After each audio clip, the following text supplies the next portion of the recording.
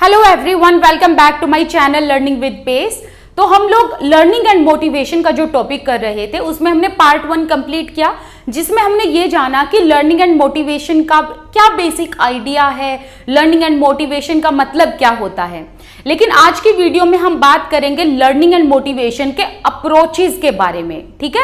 और जब सारा हमारा जो कंटेंट है जब कंप्लीट हो जाएगा, इन सभी पार्ट्स को मैं एक वीडियो में कंपाइल कर दूंगी ताकि आपको सारा कंटेंट एक वीडियो में मिल जाए, बार बार अलग वीडियो देखने की जरूरत ना पड़े, ठीक है। तो आज हम बात करेंगे learning and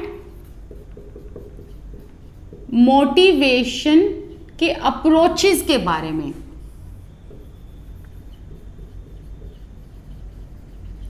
So there are 4 approaches when it comes to learning and motivation. First one is behavioristic approach. Next one is humanistic approach. Third one is cognitive approach. And fourth one is socio cultural approach, ठीक है। तो ये जो 4 approaches हैं, आज हम सबसे पहले बात करेंगे बिहेवियरिस्टिक अप्रोच के बारे में। नेक्स्ट वीडियो में ह्यूमनिस्टिक एंड देन रेस्ट, इस तरीके से हम कंप्लीट करते जाएंगे, ठीक है। तो अभी मैं ये इरेज कर देती हूँ, इनको ध्यान रखना कि हम 4 अप्रोचेज पढ़ेंगे, behaviouristic, humanistic, cognitive and socio cultural approach, okay. तो सबसे पहले आज हम इस वीडियो में बात करेंगे बिहेवियरिस्टिक अप्रोच के बारे में। तो जो ये बिहेवियरिस्टिक अप्रोच ऑफ लर्निंग है, ये किससे एसोसिएटेड है? रिवॉर्ड, इंसेंटिव और रीइंफोर्समेंट।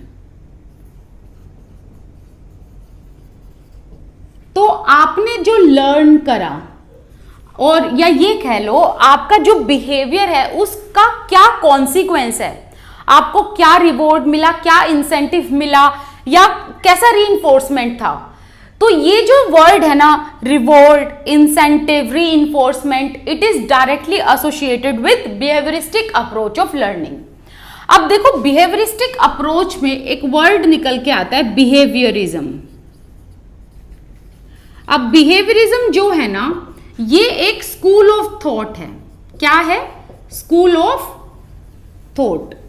अब बिहेवियरिज्म में आपने जेबी वॉटसन का नाम सुना है, थॉर्नडाइक का नाम सुना है, पैवलोव का नाम सुना है, स्किनर का नाम सुना है। अब इस चीज को ध्यान से सुनना, जेबी वॉटसन ने जो कहा, इनकी थियरी को आगे बढ़ाया थॉर्नडाइक ने, ठीक है। थॉर्नडाइक इनके स्टूडेंट थे। थॉर्नडाइक ने जो कहा उसको आगे बढ़ाया स्किनर ने। और अगर हम पैवलोव की बात करें तो इनकी थियरी ओरिजिनल थी, खुद की थी, ठीक है। लेकिन यहां पर हम किसके बारे में बात करेंगे? यहां बिहेवियरिस्टिक अप्रोच ऑफ लर्निंग में हम बात करेंगे थॉर्नडाइक एंड स्किनर के बारे में, ओके। तो सबसे पहले थॉर्नडाइक के बारे में यहां बात करते हैं, फिर आपको ये पूरा जो है कंप्लीट समझ में आएगा कि कौन सी, ये अप्रोच का नाम बिहेवियरिस्टिक अप्रोच क्यों है and how it is directly related to motivation, okay. तो यहां मैं लिख देती हूं थॉर्नडाइक।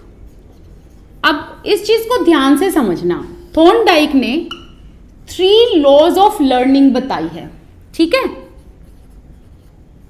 फर्स्ट है लॉ ऑफ रेडीनेस, सेकंड है लॉ ऑफ एक्सरसाइज, ठीक है। ये वो वाली एक्सरसाइज नहीं है ये कि पीटी टाइप्स की नहीं, ये एक्सरसाइज का मतलब है प्रैक्टिस, ठीक है। फिर है लॉ ऑफ इफेक्ट, ओके। अब देखो, थॉर्नडाइक ने 3 लॉज दिए लर्निंग के, ठीक है। पहला है law of readiness, law of exercise, law of effect. अब अगर हम सबसे पहले लॉ ऑफ रेडीनेस की बात करें, इससे एक वर्ड निकालो, रेडीनेस से, इससे एक वर्ड निकल रहा है रेडी, ठीक है। तो यही इसका मतलब है कि बच्चा लर्निंग के लिए कितना रेडी है, वही लॉ ऑफ रेडीनेस में आता है। अब ये जो रेडीनेस है कि बच्चा लर्न करने के लिए कितना रेडी है, ये किस चीज पर बेस्ड है?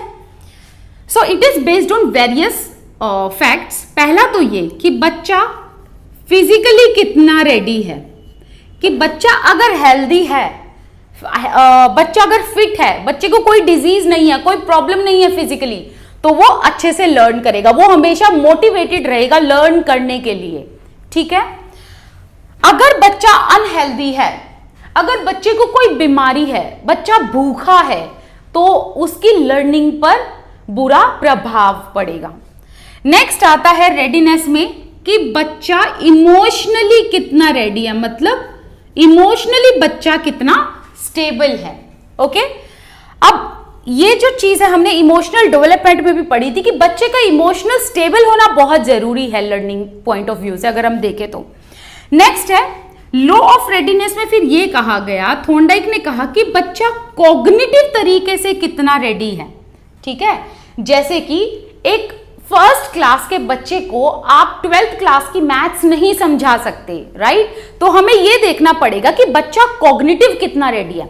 अगर बच्चा अपने बुद्धि के अनुसार, मतलब जितनी बुद्धि उसकी समझ पा रही है, उसका कॉग्निटिव लेवल जितना है, उस कॉग्निटिव लेवल के अकॉर्डिंग अगर आप बच्चे को पढ़ाओगे तो बच्चा पढ़ने के लिए बार बार क्या होगा, मोटिवेटेड फील करेगा, राइट? तो ये क्या है, ये है लॉ ऑफ रेडीनेस कि बच्चा कितना रेडी है फिजिकली, इमोशनली, कॉग्निटिव तरीके से। ओके।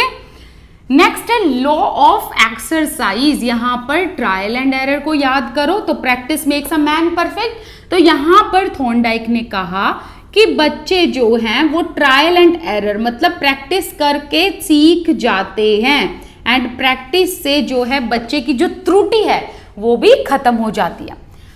अब आता है लॉ ऑफ इफेक्ट। अब लॉ ऑफ इफेक्ट का मतलब, इफेक्ट का मतलब क्या है कि क्या रिजल्ट, कॉन्सिक्वेंस निकला, क्या प्रभाव निकला। तो जो बच्चे ने बिहेवियर किया उसका क्या कॉन्सिक्वेंस है।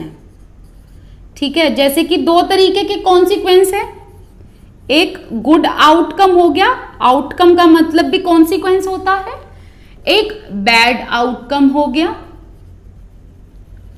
तो अगर सपोज करो गुड आउटकम है, मतलब अगर रिजल्ट अच्छा है, आउटकम को यहां पर समझना, आउटकम का मतलब रिजल्ट, आउटकम का मतलब कॉन्सिक्वेंसेस, जिसे हिंदी में परिणाम कहते हैं। ठीक है। तो यहां पर ये देख कहा थॉर्नडाइक ने कि अगर बच्चे का जो बिहेवियर है उसका आउटकम अगर गुड निकला है, अच्छा निकला है, तो अब क्या होगा, अब होगा ये कि बच्चा जो है बार बार उस काम को करेगा, रेपिटेडली उस काम को करेगा, रेपिटेटिव तरीके से उस काम को करेगा। अगर बच्चे ने जो कार्य किया, जो बिहेवियर है बच्चे का, उसका आउटकम अगर बैड है, तो बच्चा उस काम को करने से बार बार अवॉइड करेगा, मतलब उस काम को नहीं करेगा। एग्जाम्पल ले लेते हैं, जैसे कि अगर आप गाना गाते हो, अभी तो आप बाथरूम सिंगर हो, सपोज करो किसी ने आपको गाते हुए सुन लिया और आपको कहा यार तू बहुत अच्छा गाता है, एक काम कर तू पब्लिकली गाया कर। ठीक है। आपने पब्लिकली गाया, आपको बहुत अच्छा जो है वहां पर रिव्यू मिला, लोगों ने कहा बहुत अच्छा गाते हो, लोगों ने आपके लिए तालियां बजाई। अब आपको यहां पर क्या मिला, आपको यहां पर रिवॉर्ड मिला, लेकिन जो ये रिवॉर्ड मिला, ये जो इनाम मिला, वो कैसा था, वो पॉजिटिव था। तो जब आपको पॉजिटिव इनाम मिला तो आपने बार बार क्या किया, उस काम को किया। मतलब अगर आपको अपने गाने की तारीफ बार बार सुनने को मिली तो आपने बार बार गाने गाए पब्लिक एरिया में। लेकिन अगर सपोज करो आपको कोई ये कहे पब्लिकली यार तू बहुत बेसुरा गाता है, मत गाया कर, बहुत गंदा गाते हो आप, तो आप क्या करोगे, आप अब पब्लिकली गाने को अवॉइड करोगे, मतलब आप पब्लिक रूप से पब्लिक प्लेटफॉर्म पे नहीं गाओगे, है ना। आप उस चीज को अवॉइड करोगे क्योंकि यहां पर आपको नेगेटिव रिवॉर्ड मिला, है ना, आपको यहां पर नेगेटिव रिवॉर्ड मिला। तो इसलिए आप अब पब्लिक प्लेटफॉर्म पर गाने से 2 बार सोचोगे। लेकिन जब आपको पॉजिटिव रिवॉर्ड मिला तो आपने बार बार गाया, नेगेटिव रिवॉर्ड मिला तो आपने उस चीज को अवॉइड किया, क्योंकि आपको फिर एम्बेरसमेंट होगी ना, और आप उस चीज को करने से 2 बार सोचोगे, है ना, बार बार उस काम को नहीं करोगे जहां पर आपको बैड रिजल्ट मिल रहे हो। आई बात समझ में। अब यहां पर देखो, अगर हम मोटिवेशन की बात करते हैं, ये तो बात की हमने लर्निंग की, ओके, आपके लर्निंग का ये हमने रिजल्ट देखा, लेकिन अगर हम मोटिवेशन को इसके साथ जोड़ें तो इन तीनों लॉज में से ये वाला जो लॉ है that is directly related to motivation. वो भी किस तरीके का मोटिवेशन? दो मोटिवेशन बताए थे, इंट्रिंसिक एंड एक्सट्रिंसिक। अगर हम इंट्रिंसिक मोटिवेशन की बात करें तो वो आपके अंदर से आता है, एक्सट्रिंसिक जो आपको बाहर से मिलता है, एक्सटर्नल मोटिवेशन जो होता है।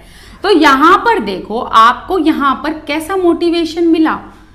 एक्सटर्नल मिला। कैसे? यहां पर लोगों ने आपको रिवॉर्ड दिए, लोगों ने आपको रिव्यू दिए।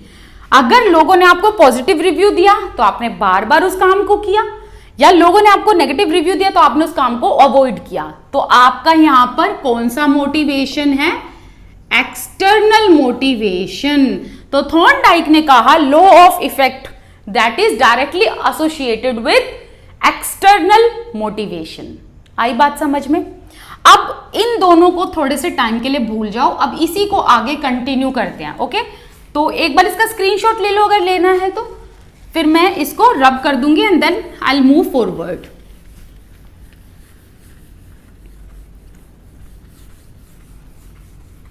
ठीक है, अब देखो ये जो पूरी बात थी इसको हम कैसे समझेंगे?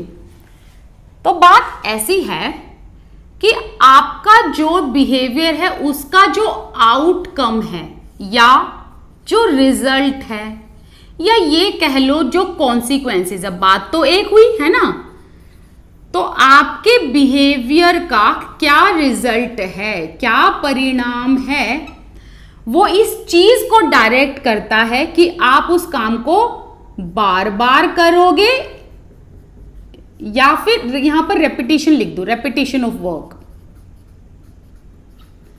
रेपिटेशन ऑफ वर्क, या फिर उस काम को अवॉइड करोगे। ये डिपेंड करता है आपके आउटकम पर। आप किसी भी काम को बार बार करोगे या किसी भी काम को करने से अवॉइड करोगे, ये चीज किस पर बेस्ड है? आपके आउटकम पर। तो कहने का मतलब है जो आप काम करोगे ये आधारित है इस चीज पर कि उस काम का आपको क्या परिणाम मिला, है ना।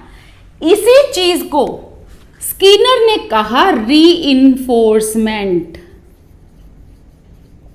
तो अब उस बात को याद करो जब मैंने ये कहा था कि वॉटसन की थ्योरी को आगे बढ़ाया थॉर्नडाइक साहब ने, थॉर्नडाइक की थ्योरी को आगे बढ़ाया स्किनर ने। तो यहां थॉर्नडाइक कह के चले गए पॉजिटिव नेगेटिव ये सब यहां पर बोल दिया कि positive review, negative review, bad outcome, good outcome, ये सब बोल दिया।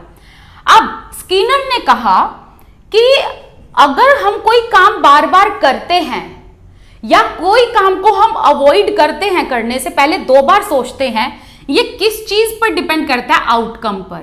तो आउटकम अगर बढ़िया है तो आप काम को बार बार करोगे, आउटकम अगर नेगेटिव है तो आप काम को नहीं करोगे। इसी को स्किनर ने क्या कहा? रीइंफोर्समेंट। अब दोबारा से याद करो, रिकॉल करो जब मैंने ये कहा था that behaviouristic approach of learning is directly related to incentive, reward and reinforcement, है ना। तो मैंने इसीलिए कहा था क्योंकि हम इन तीनों के बारे में बात करेंगे। तो यहां पर हमने इंसेंटिव, रिवॉर्ड ये सब कर लिया, अब रीइंफोर्समेंट के बारे में बात करते हैं क्योंकि थॉर्नडाइक का कॉन्सेप्ट अभी हमने समझ लिया। अब हम स्किनर का कॉन्सेप्ट समझते हैं जो बहुत ईजी है, ठीक है। तो देखो स्किनर ने क्या कहा,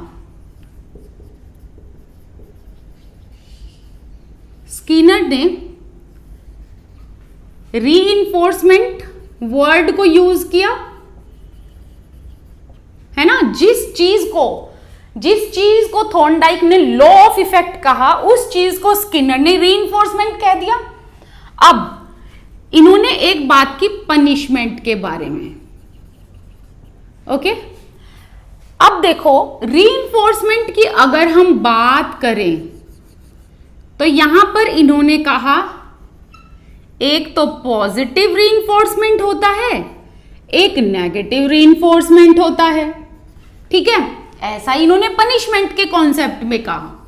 इन्होंने कहा कि एक तो पॉजिटिव पनिशमेंट होगा, एक नेगेटिव पनिशमेंट होगा। अब फटाफट से अपने पेन एंड नोटबुक निकाल लो जहां पर आप इनके एग्जाम्पल लिख पाओ। यहीं पर आपको जो है रीइंफोर्समेंट एंड पनिशमेंट का कॉन्सेप्ट आपको आज क्लियर कर दूंगी मैं, ठीक है।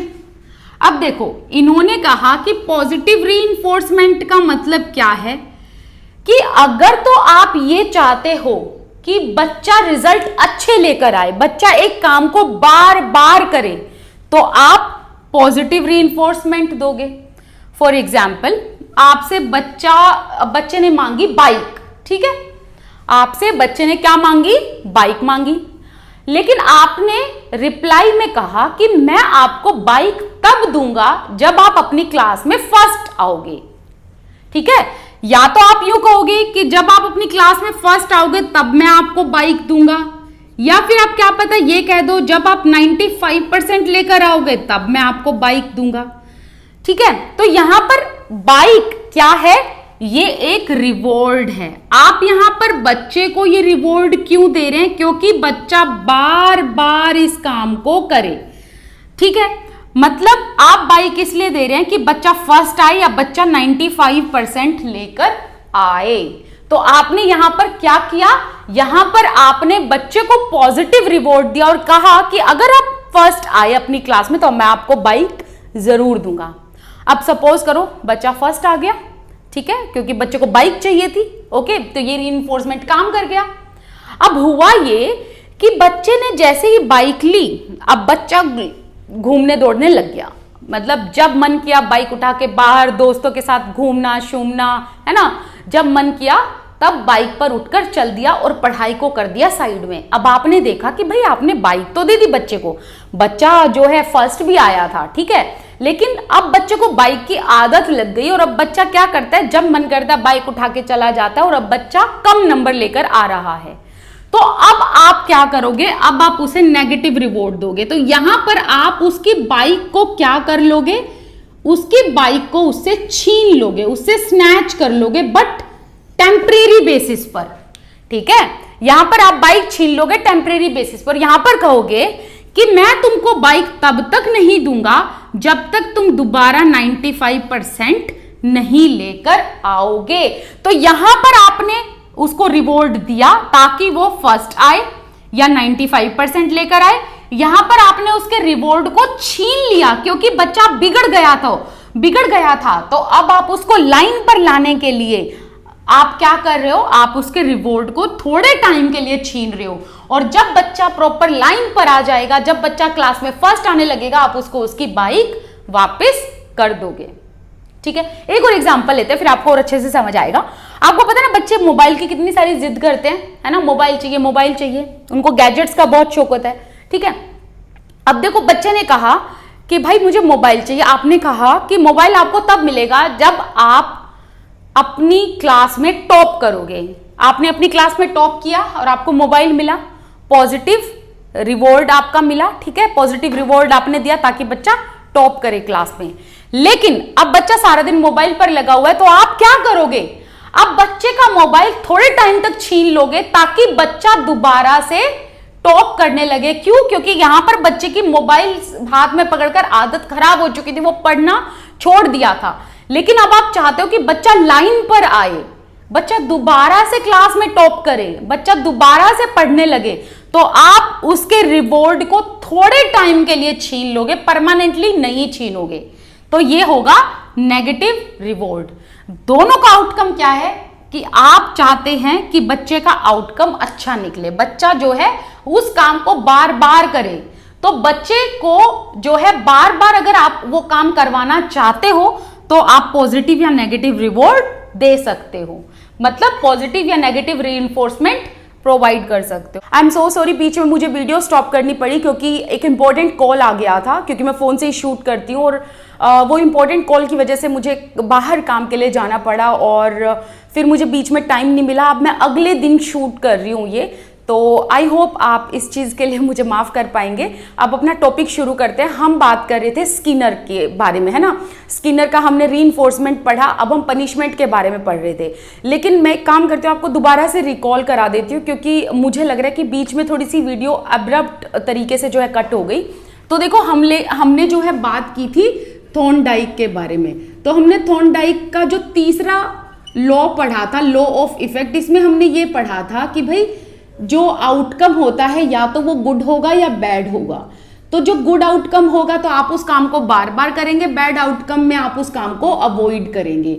इसी चीज को स्किनर ने रीइंफोर्समेंट कहा। ठीक है, स्किनर ने इसी चीज को रीइंफोर्समेंट कहा। तो इन्होंने कहा कि भाई किसी काम को करने की पॉसिबिलिटी किस चीज पर डिपेंड करती है, आपके रिजल्ट पर डिपेंड करती है कि आपका आउटकम कैसा होगा। अगर गुड आउटकम होगा तो आप उस काम को बार बार करेंगे, बैड आउटकम होगा तो आप उस काम को अवॉइड करेंगे। तो किसी काम को करने की पॉसिबिलिटी उस काम के कॉन्सिक्वेंसेस पर डिपेंड करती है, और इसी को स्किनर ने रीइंफोर्समेंट कहा। ठीक है, तो स्किनर ने दो कॉन्सेप्ट दिए थे, एक रीइंफोर्समेंट का और एक पनिशमेंट का, है ना।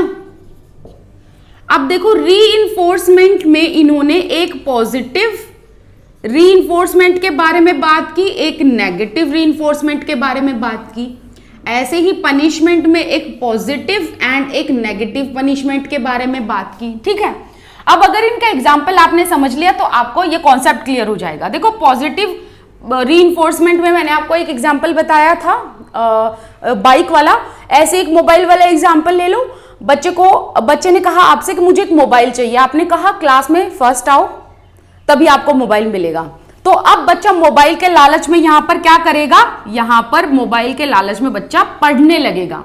लेकिन आपने जैसे ही मोबाइल दिया, बच्चा अब बार बार मोबाइल में गेम्स खेले जा रहा है, कभी कुछ करे जा रहा है। तो अब मोबाइल की वजह से वो पढ़ नहीं रहा है, क्योंकि वो अपनी सारी एनर्जी मोबाइल में कंज्यूम कर दे रहा है। तो अब आप क्या करोगे, उसका मोबाइल थोड़े टाइम के लिए उसे छीन लोगे ताकि बच्चा जो है पढ़ने लगे। ओके, तो यहां पर आप पॉजिटिव रीइंफोर्समेंट इसलिए दिलाते हैं। अच्छा, ये चीज ध्यान रखना कि पॉजिटिव रीइंफोर्समेंट आप इसलिए देते हैं बच्चे को ताकि बच्चा बार बार वो काम करे, लेकिन नेगेटिव रीइंफोर्समेंट इसलिए देते हैं ताकि बच्चा उस काम को दोबारा ना करे, अवॉइड करे उस काम को करना। ठीक है, अब पनिशमेंट की बात करें तो स्किनर ने पॉजिटिव एंड नेगेटिव पनिशमेंट के बारे में बात की। अब देखो इन्होंने क्या कहा, पॉजिटिव पनिशमेंट में आप एक ऐसी पनिशमेंट दे दो जो पॉजिटिव है। जैसे कि बच्चा स्कूल से घर आया, सारा दिन जो है वो मस्ती करता रहता है, पढ़ता है नहीं, तो अब आप क्या करोगे, अब आप उसे एक पनिशमेंट दे दोगे ताकि वो अपना स्कूल का काम टाइम पर कंप्लीट करे। तो आपने उसे या तो आप उसे चांटा लगा दोगे या आप उसे डबल काम दे दोगे, ठीक है, या फिर आप उसे थोड़ी देर हैंड्स अप करा दोगे। तो आप इस तरीके की पनिशमेंट उसे दोगे ताकि बच्चा अपना काम टाइम पर करे और वो काम दोबारा करे, है ना। तो कहने का मतलब है पॉजिटिव पनिशमेंट भी इसलिए दी जाती है ताकि बच्चा वो काम बार बार करे। अब बच्चा जो है पनिशमेंट के डर की वजह से जैसे ही स्कूल से घर आएगा अपना काम कंप्लीट करेगा, क्योंकि उसको आपके थप्पड़ का डर भी लगेगा, है ना। ध्यान रखना, पॉजिटिव पनिशमेंट में थप्पड़ से डर लगता है। अब अगर हम नेगेटिव पनिशमेंट की बात करें तो नेगेटिव पनिशमेंट में क्या होता है, आप उसे नेगेटिव पनिश करते हैं, उससे उसकी चीज जो है परमानेंट छीन लेते हैं। ओके, नेगेटिव पनिशमेंट में बच्चे की चीज आप उससे परमानेंटली छीन लेते हैं। जैसे कि आपने बच्चे को कहा कि आज के बाद आप अपने दोस्तों से कभी नहीं मिलोगे, आज के बाद आप प्लेग्राउंड में मतलब जो मैदान है उसमें कभी खेलने नहीं जाओगे। तो आपने परमानेंटली उसका घर से बाहर जाना बंद कर दिया, परमानेंटली उसका मोबाइल छीन लिया, परमानेंटली उसकी बाइक छीन ली। तो ये होगा नेगेटिव पनिशमेंट। आई बात समझ में। अब एक चीज ध्यान रखना, पॉजिटिव रीइंफोर्समेंट, पॉजिटिव पनिशमेंट, ये आप इसलिए देते हो ताकि बच्चा बार बार वो काम करे। नेगेटिव रीइंफोर्समेंट, नेगेटिव पनिशमेंट आप इसलिए देते हो ताकि वो बच्चा काम को दोबारा ना करे, उसे अवॉइड करे। अब ये जो दो कॉन्सेप्ट हैं, रीइंफोर्समेंट एंड पनिशमेंट, इस कॉन्सेप्ट में जो है स्किनर ने कहा कि ये जो कॉन्सेप्ट है ना पनिशमेंट, ये इतना सक्सेसफुल नहीं है एज कंपेयर टू रीइंफोर्समेंट। तो इन्होंने कहा this is more successful. Okay, अब टॉपिक पे आते हैं, लर्निंग एंड मोटिवेशन। हमने लर्निंग मोटिवेशन का ये अप्रोच पढ़ा, अब इसको रिलेट करो मोटिवेशन से। तो यहां पर जो आपको एक मेजर पॉइंट ध्यान रखना है उसको स्टार लगा लेना, ठीक है। स्टार लगा के लिख लेना कि जो ह्यूमनिस्टिक अप्रोच है इसमें जिनके भी हम वर्क पढ़ते हैं वो पता है किस चीज पर एम्फेसाइज करते हैं, वो एम्फेसाइज करते हैं एक्सटर्नल मोटिवेशन पर। एंड एक्सटर्नल मोटिवेशन को आप एक्सट्रिंसिक मोटिवेशन भी कहते हो। अब इस चीज को ध्यान रखना है। क्यों ध्यान रखना है? क्योंकि अगर हम नेक्स्ट अप्रोच पे जाएं, ह्यूमनिस्टिक अप्रोच, वहां पर इंटरनल मोटिवेशन की बात हुई है, ठीक है। तो देखो आपको क्या ध्यान रखना है। थॉर्नडाइक ने कहा कि गुड आउटकम बैड आउटकम पर डिपेंड करेगा, आपका जो भी व्यवहार है या आप उस काम को बार बार करोगे कि नहीं करोगे। स्किनर ने कहा रीइंफोर्समेंट पर डिपेंड करेगा, पनिशमेंट पर डिपेंड करेगा कि आप वो काम को करोगे बार बार या नहीं करोगे। तो इन्होंने ये जो कहा है ना कि आपके आउटकम पर डिपेंड करेगा, तो वो आउटकम का रिवॉर्ड आपको किन से मिल रहा है? बाहर से। जैसे कि आप कुछ काम कर रहे हो, आपको उसका रिवॉर्ड कौन देगा? कोई बाहर का इंसान देगा, है ना। तो ये एक्सटर्नल मोटिवेशन हुआ। लेकिन ह्यूमनिस्टिक अप्रोच में मैस्लो का कहना है कि ये जो है ना मोटिवेशन, ये इंटरनल होता है, खुद की नीड, खुद की डिजायर के लिए होता है ना। लेकिन ह्यूमनिस्टिक अप्रोच में जितने भी जो है आए हैं, ये थॉर्नडाइक, स्किनर, पैवलोव, इन सब ने ये कहा कि मोटिवेशन एक्सटर्नल होता है। तभी बच्चा जो है या तो उस काम को बार बार करेगा या उस काम को बिल्कुल नहीं करेगा, ठीक है। एक्सटर्नल मोटिवेशन मिला, अगर अच्छा मिला तो उस काम को बार बार किया जाएगा, अगर थोड़ा सा नेगेटिव रिजल्ट आया तो वो उस काम को करने से अवॉइड करेगा। तो मोटिवेशन कैसा है? बाहर का, बाह्य मोटिवेशन मिल रहा है ना, बाहर से एक्सटर्नल मिल रहा है। तो ये चीज आपने ध्यान रखनी है। ओके, आई होप आपको ये कॉन्सेप्ट अच्छे से क्लियर हो गया होगा। And again I am so sorry कि बीच में मुझे जो है वीडियो जो स्टॉप करनी पड़ी थी, बट कोई नहीं, आप भी अंडरस्टैंड कर सकते हैं इस चीज को, है ना। तो चलिए मिलते हैं नेक्स्ट वीडियो में, जिसमें हम बात करेंगे ह्यूमनिस्टिक अप्रोच के बारे में। एंड इसके अलावा अगर आपको किसी स्पेसिफिक वीडियो, किसी स्पेसिफिक टॉपिक पर वीडियो चाहिए, वो भी आप मुझे बता सकते हैं। अपार्ट फ्रॉम दिस, अगर आप चाहते हैं इस कॉन्सेप्ट को मैं पूरा जब क्लियर करा दूं, इसको एक बार लाइव सेशन में भी मैं आपको कंप्लीट करा दूं, तो वो भी आप मुझे बता देना, जहां पर आप मेरे से डाउट भी पूछ सकते हैं, ठीक है।